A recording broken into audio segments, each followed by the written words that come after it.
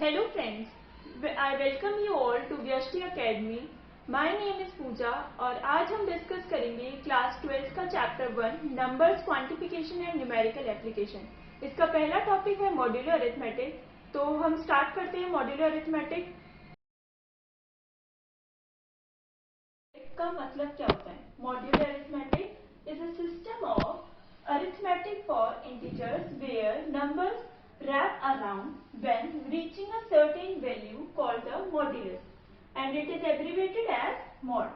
Modular arithmetic considers the remainder when an integer is divided by another integer. अब इसे हम लिखते कैसे हैं? इसे हम लिखते हैं a is equals to bq plus r।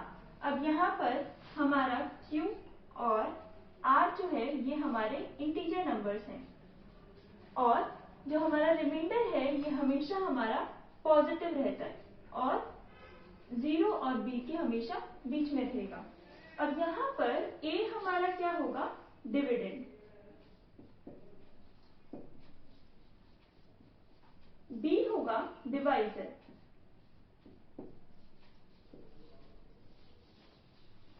q question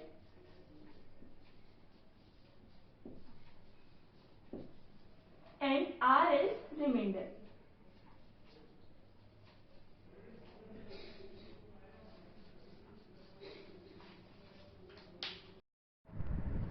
तो अभी हमने देखा था मॉड्यूलर अरिथमेटिक का मतलब। अगर आपको वो थोड़ा ट्रिकी लगा है तो हम ये भी कह सकते हैं कि modular arithmetic is the arithmetic of the remainder and it can be expressed as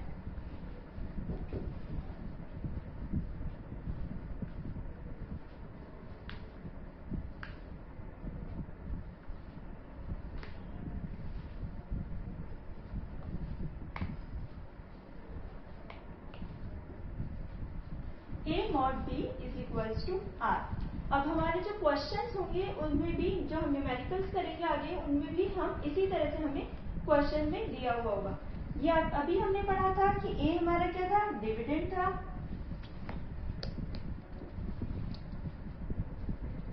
B हमारा क्या था? डिवाइजर था,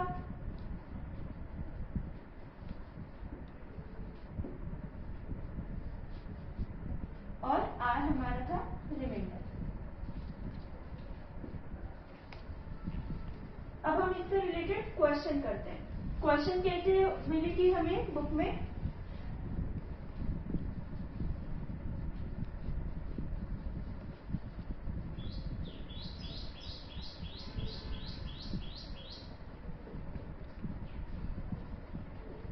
अब इसका हमें क्या निकालना होगा? रिमाइंडर। तो जैसे कि हमने देखा a की वैल्यू क्या है यहाँ पर? 21, b की वैल्यू यहाँ पर क्या है? 2। तो हमें क्या मालूम है कि a हमारा क्या होता है? डिविडेंड और b हमारा क्या होता है?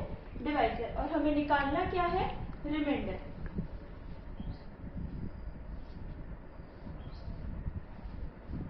तो यहाँ से हम जब सॉल्व करेंगे तो हमारा रिमाइंडर क्या आएगा? 1। ये हमारा क्या है? रिमाइंडर।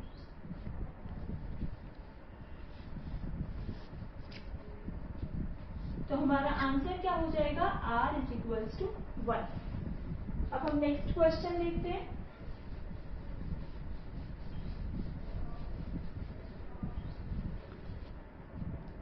सेकेंड क्वेश्चन है हमारा -8 mod 5। यहाँ पर हमारे a की वैल्यू क्या है? -8, b की वैल्यू क्या है? 5।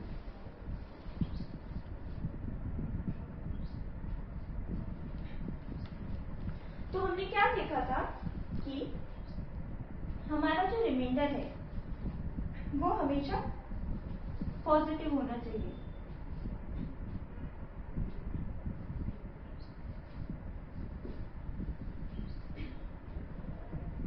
तो यहाँ पे हम क्या लिखेंगे? अब हमारा रिमाइंडर क्या आएगा? पॉजिटिव।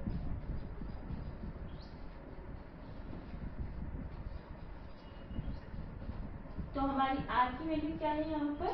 2।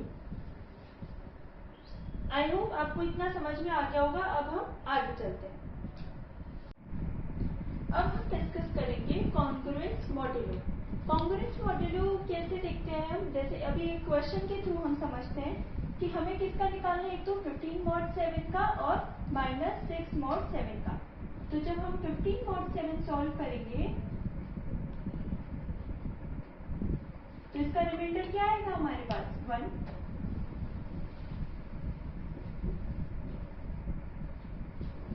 और जब हम -6 mod 7 सॉल्व करेंगे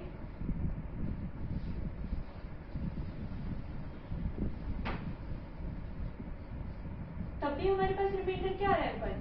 तो हमने देखा कि जब हमारा 15 mod 7 और -6 mod 7 का रिमाइंडर सेम है, तो इस तरह से जब हमारे रिमाइंडर सेम होते हैं तब हम उन्हें किस तरह से लिख सकते हैं, वो दोनों हम बोलेंगे कि ये दोनों हमारे कॉन्ग्रुएंट हैं। तो इसे हम लिख सकते हैं 15 इज कॉन्ग्रुएंट टू -6 mod 7। अब ये जो हमारी प्रॉपर्टी है, इस प्रॉपर्टी को हम आगे यूज करेंगे। अब हम देखेंगे हमारी एडिशनल प्रॉपर्टीज, अरिथमेटिक मॉड्यूलो की, मल्टीप्लिकेटिव प्रॉपर्टी और एक्सपोनेंट प्रॉपर्टीज। सबसे पहले हम देखते हैं properties of addition in modulo arithmetic. तो इसमें हमारी टोटल 4 प्रॉपर्टीज है, उन्हें हम पढ़ते हैं। अब if a plus b is equals to c, then a mod n plus b mod n is equals to c mod n, या फिर a plus b mod n is equals to c mod n। इसका मतलब क्या है कि अगर हमारा a plus b is equals to c है तो a mod n और b mod n का एडिशन जो होगा वो भी किसके इक्विवेलेंट होगा, c mod n के। और इसे हम इस तरह से भी लिख सकते हैं। हमारी दूसरी प्रॉपर्टी है if a is congruent to b mod n, then a plus k is congruent to b plus k mod n for all k which are integer numbers। इसका मतलब क्या है कि अगर हमारा a जो है वो कॉन्ग्रुएंट है b mod n के, तो अगर हम दोनों तरफ कोई कांस्टेंट नंबर ऐड कर देते हैं तो भी हमारा आंसर क्या रहेगा, सेम रहेगा। थर्ड क्या है हमारा, if a is congruent to b mod n and c is congruent to d mod n। तो अगर हम इन दो a plus c जो होगा वो भी कॉन्ग्रुएंट किसके होगा, b plus d mod n के। हमारी लास्ट प्रॉपर्टी है if a is congruent to b mod n, then minus a is congruent to minus b mod n। इसका मतलब क्या है कि अगर हमारा a is congruent to b mod n, तो अगर इसका जो नेगेटिव होगा वो भी हमारे क्या होंगे, कॉन्ग्रुएंट होंगे। अब इससे रिलेटेड हम कुछ न्यूमेरिकल्स को सॉल्व करते हैं ताकि हमें ये प्रॉपर्टीज और भी अच्छी तरह से समझ आ जाए कि हम इन्हें कैसे अप्लाई करेंगे न्यूमेरिकल्स में। तो अब प्रॉपर्टीज को हम समझेंगे क्वेश्चंस के थ्रू।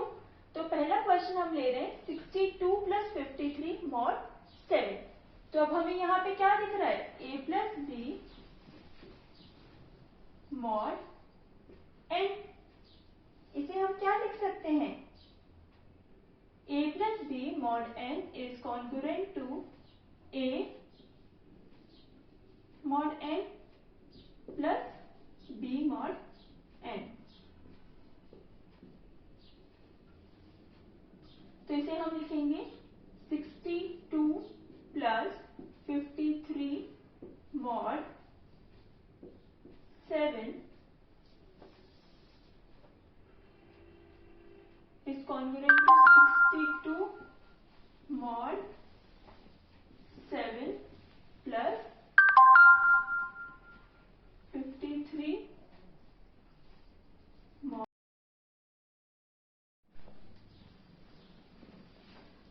तो हम अब जो क्वेश्चंस के थ्रू प्रॉपर्टी एडिशन की प्रॉपर्टीज को समझेंगे। तो स्टार्ट करते हैं। हमने क्या देखा था, a plus b mod n is congruent to a mod n plus b mod n। तो इसी प्रॉपर्टी को हम इस क्वेश्चन में भी अप्लाई करेंगे।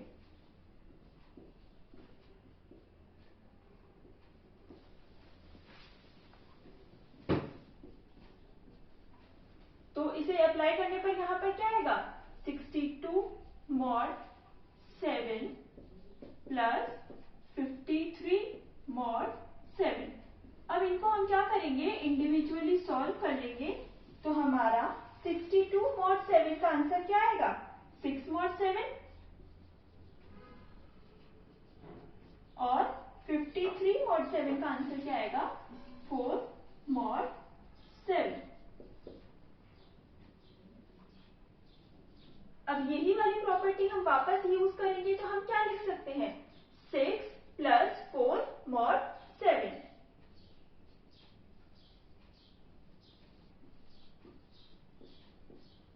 सिक्स प्लस 4 क्या होता है 10 mod 7। अब जब आप 10 mod 7 को सॉल्व करोगे तो आपके पास आंसर क्या आएगा 3 mod 7। तो हमारा आंसर क्या हो जाएगा 62 plus 53 mod 7 is congruent to 3 is equal to 3। I hope आपको ये। अब हमारा नेक्स्ट क्वेश्चन है find the remainder of 987 plus 876 plus 765 plus 654 plus 543 plus 432 plus 321 plus 210 is divided by 6।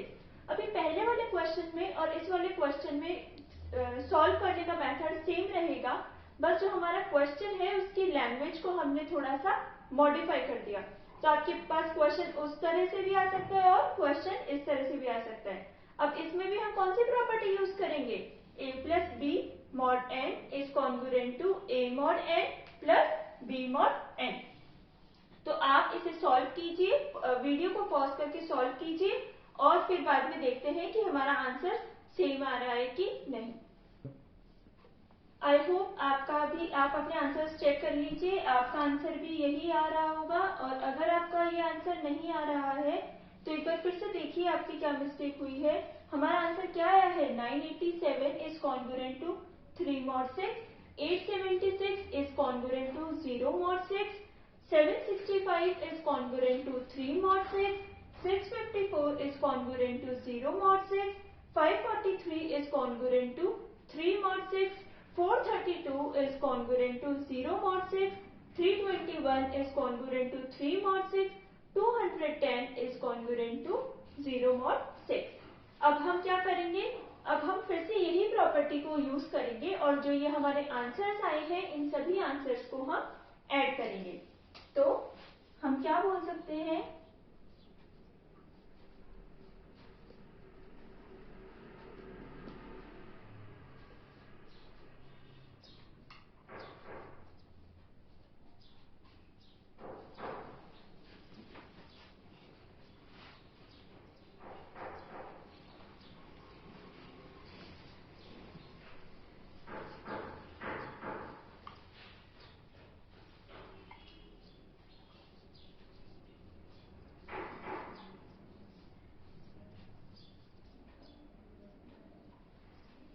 तो अब जब हम ये ऐड करेंगे तो हमारा आंसर क्या आएगा 12। तो 12 mod 6 का आंसर का रिमाइंडर क्या आएगा हमारे पास 0। तो इसका आंसर क्या हो जाएगा हमारा रिमाइंडर आएगा 0। तो अब हम इसे कितने इजीली तरीके से सॉल्व कर पा रहे हैं। अगर इस प्रॉपर्टी को यूज करते हुए प्रॉपर्टी क्या है हमारी a plus b mod n is congruent to a mod n plus b mod n। अगर आपको इस क्वेश्चन में अभी भी कोई डाउट है तो आप मुझसे कमेंट सेक्शन में पूछ सकते हैं, मैं आपको इसका रिप्लाई दूंगी। Properties of multiplication in modulo arithmetic. तो हमारी पहली प्रॉपर्टी क्या है if a into b is equals to c then a mod n into b mod n is equal to c mod n और a into b mod n is congruent to a mod n into b mod n। हमारी second property है if a is congruent to b mod n then ka is congruent to kb mod n for all k belongs to integer number। हमारी third property है if a is congruent to b mod n and c is congruent to D mod n, then AC is congruent to BD mod n. तो अब इससे related हम questions करेंगे ताकि हमें ये प्रॉपर्टीज को अप्लाई करना आ जाए। तो अब हम स्टार्ट करते हैं क्वेश्चंस।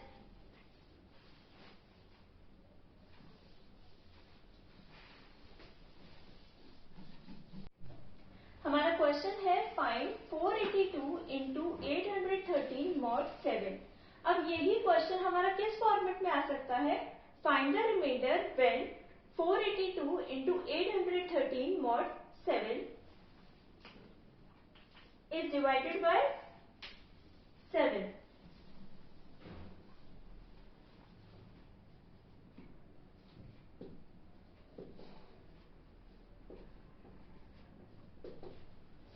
तो अब इसके लिए हम कौन सी प्रॉपर्टी का यूज करेंगे? हम प्रॉपर्टी का यूज करेंगे A into b mod n is congruent to A mod n into B mod n। तो इस प्रॉपर्टी को यूज करते हुए हम सॉल्व करते हैं। 482 into 813 mod 7 is congruent to 482 mod 7 into 813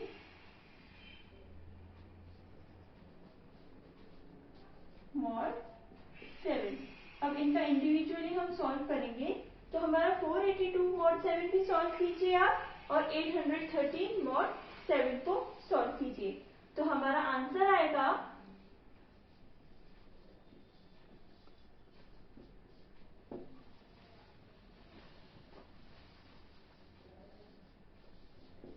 अब हमें क्या करना है?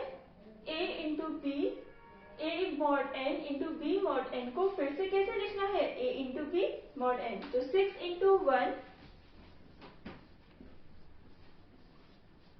mod 7। 6 इंटू 1 6, तो हमारा आंसर क्या आ जाएगा? 6 mod 7।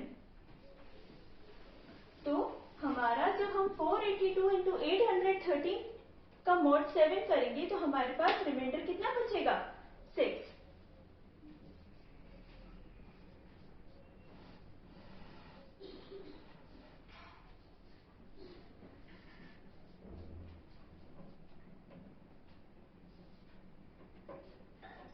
अब हम नेक्स्ट क्वेश्चन करेंगे।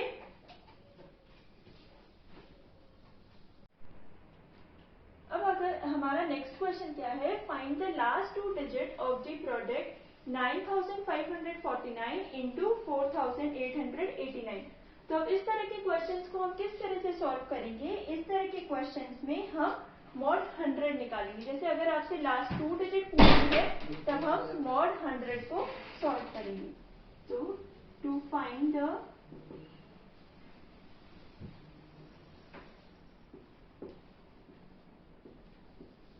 last 2 digit of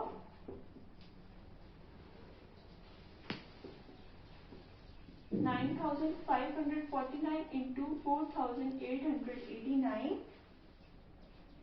we find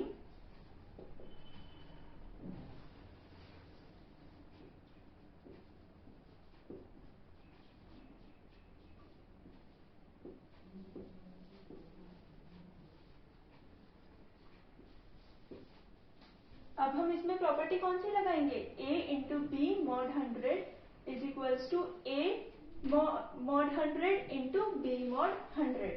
तो हम क्या करेंगे? 9549 मॉड 100 सॉल्व करेंगे इंटू 4889 मॉड 100 सॉल्व करेंगे। अब आप वीडियो को पॉज कीजिए और आंसर निकालिए कि आपका आंसर क्या आ रहा है दोनों का। अब अगर हमारा क्वेश्चन आता है find the last 2 digit of the product 9549 into 4889। तो अब इसे हम कैसे सॉल्व करेंगे? हम क्या करेंगे कि इनका मॉड 100 निकालेंगे। तो to find the last two digits of 9549 into 4889, we find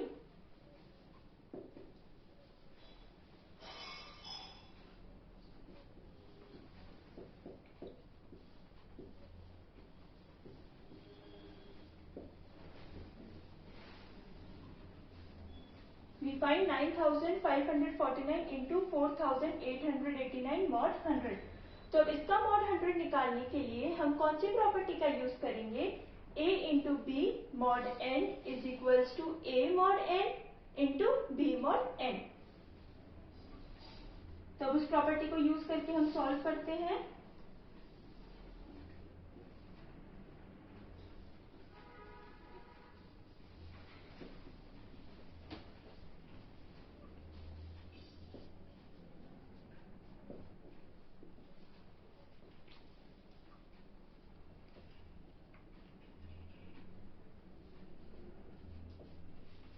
तो आप इस वीडियो को पॉज कीजिए और आंसर निकालिए इस दोनों ही डिजिट्स का।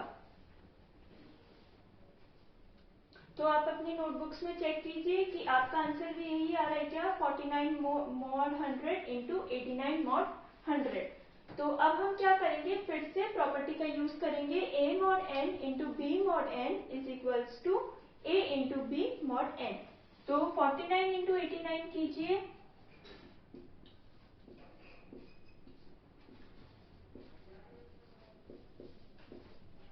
आपका आंसर क्या आ रहा है? 49 इंटू 89। तो चेक कीजिए आंसर आ रहा है क्या? 4361।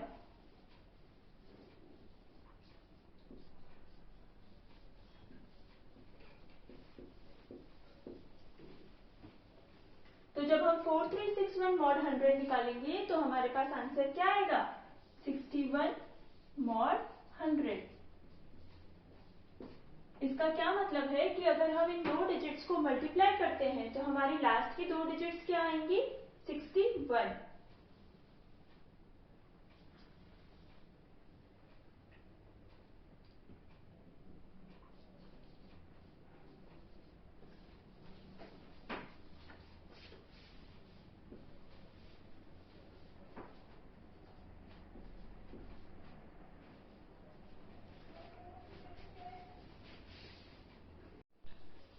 अब हमारा नेक्स्ट क्वेश्चन हम देखते हैं थ्री डिजिट्स का, लास्ट थ्री डिजिट्स को निकालने के लिए। अभी हमने कौन सा किया था? लास्ट टू डिजिट के लिए।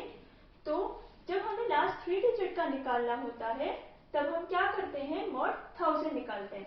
तो आप ये देखिए, जब हमें लास्ट टू डिजिट निकालना है तब हम क्या करेंगे? mod 100 निकालेंगे। और जब हमें लास्ट थ्री डिजिट निकालनी होती है तब हम mod 1000 निकालेंगे।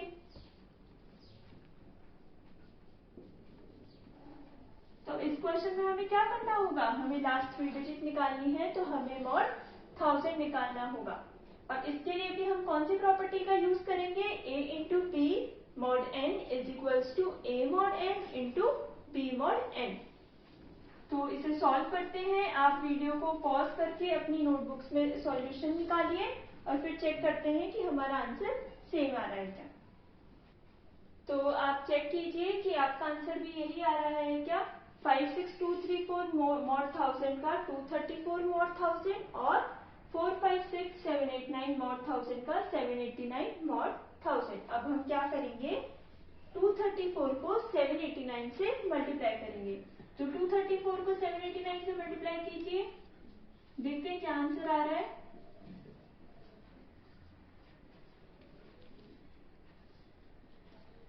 234 इंटू 789।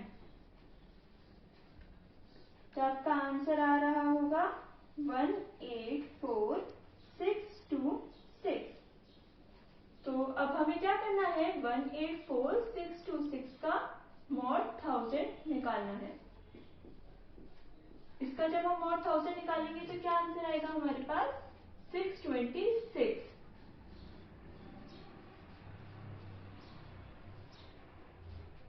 तो जब हम इन दो डिजिट्स को मल्टीप्लाई करते हैं 5 6 2 3 4 इंटू 4 5 6 7 8 9, तो इनकी लास्ट 3 डिजिट्स हमारी क्या आती हैं?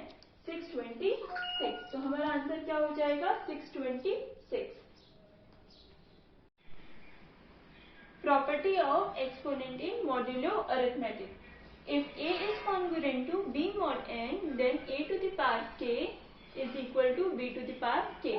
मतलब कि अगर हमें a और b की पावर में अगर हम सेम पावर रखते हैं तब भी हमारा आंसर चेंज नहीं होगा। तो इस तरह के इस तरह की प्रॉपर्टीज को हम किस तरह के क्वेश्चन में अप्लाई करेंगे? अगर हमारा क्वेश्चन आता है 2 to the power 12 mod 3, तो अब हम क्या करना चाहेंगे? इसकी पावर को कम करेंगे ताकि हमारा आंसर इजीली सॉल्व हो जाए। तो हमें क्या पता है कि 2 का स्क्वायर क्या होता है? 4, और 4 mod 3 क्या होता है हमारा? अब हम property of exponent in modular arithmetic देखेंगे। ये हमारी प्रॉपर्टी है, if a is congruent to b mod n, then a to the power k is equal to b to the power k mod n। अब इसमें हम अगर इस तरह की प्रॉपर्टीज को हम कब अप्लाई करेंगे? अगर हमारा क्वेश्चन आता है find 2 to the power 12 mod 3। इस तरह से अगर किसी भी पावर में अगर क्वेश्चन आते हैं हमारे, तब हम इस प्रॉपर्टी का यूज करेंगे। तो अब आइए देखते हैं कि इसको हम किस तरह से सॉल्व करेंगे। तो हमें पता है कि 2 to the power 2 is equal to क्या होता है हमारा? 4। तो 4 mod 3 को जब हम सॉल्व करेंगे तो हमारा आंसर क्या आएगा? 1 mod 3। अब 2 to the power 12 को हम किस तरह से लिख सकते हैं? 2 to the power 2 to the power 6 is equal to is congruent to 1 to the power 6 mod 3। ये हमने क्या किया है? इस प्रॉपर्टी को यूज कर लिया। हमें क्या पता था कि a is congruent to b mod n, then a to the power k is equal to b to the power k mod n। तो यहाँ पर 2 to the power 2 is congruent to 1 mod 3, तो हमने क्या किया? 2 to the power 2 to the power 6 is equal to 1 to the power 6 mod 3। अब 1 की power 6 का आंसर क्या होगा हमारा? 1 mod 3। तो हमारा आंसर क्या आएगा? 2 to the power 12 mod 3 is equal to 1। I hope आपको ये क्वेश्चन समझ में आ गया होगा। इस तरह के क्वेश्चंस हमारी बुक में हमें मिलेंगे, तो उन्हें भी आप इजीली सॉल्व कर सकते हैं। फिर भी अगर आपको कोई डाउट है तो आप कमेंट सेक्शन में पूछ सकते हैं। आई होप आपको मॉड्यूलर अरिथमेटिक टॉपिक समझ आया होगा। अगर आपको इसमें कोई भी डाउट है तो आप इस कमेंट सेक्शन में अपने डाउट्स लिखिए और हम कोशिश करेंगे कि हम उसका सॉल्यूशन आप तक प्रोवाइड करें। आप इस वीडियो को शेयर कीजिए अपने फ्रेंड्स के साथ और वीडियो को लाइक कीजिए और आप इस चैनल को सब्सक्राइब कीजिए। Thank you.